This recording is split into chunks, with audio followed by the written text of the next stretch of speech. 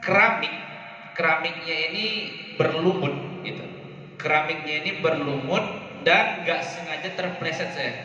Terpleset terkena pembuluh darah yang di sebelah kanan.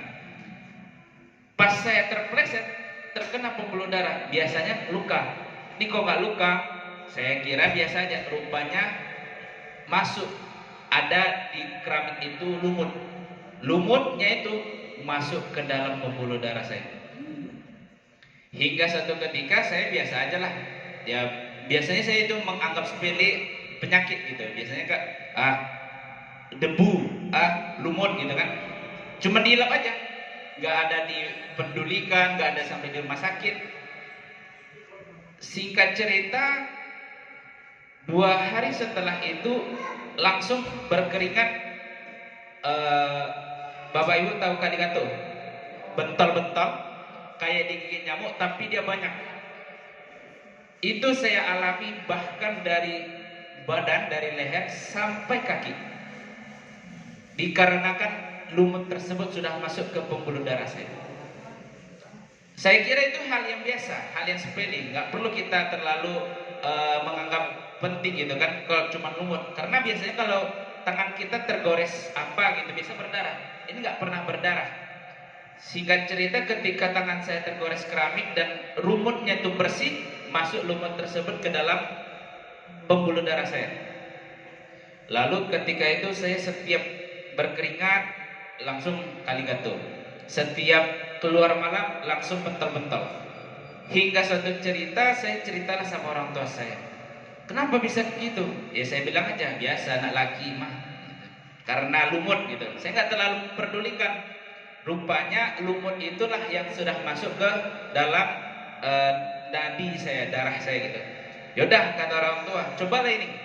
Saya namanya masih anti dengan MLM, Anda lah gitu kan. Cobalah ini sama kita tadi kata bang tuh, coklat bagus, coklat bagus. Jadi karena saya lihat, yaudah cobalah sekali kan.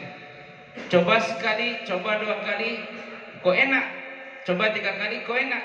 Dicoba lagi sampai sebulan, oh rupanya enak. Enaknya kena gratis. Dicoba lagi, disuruh bayar. Yaudahlah nggak apa-apa. Rupanya ketika sudah saya coba 2 minggu saya coba buang air saya. Biasanya kalau kita buang air kalau nggak warna hitam, coklat. Buang air saya warnanya hijau.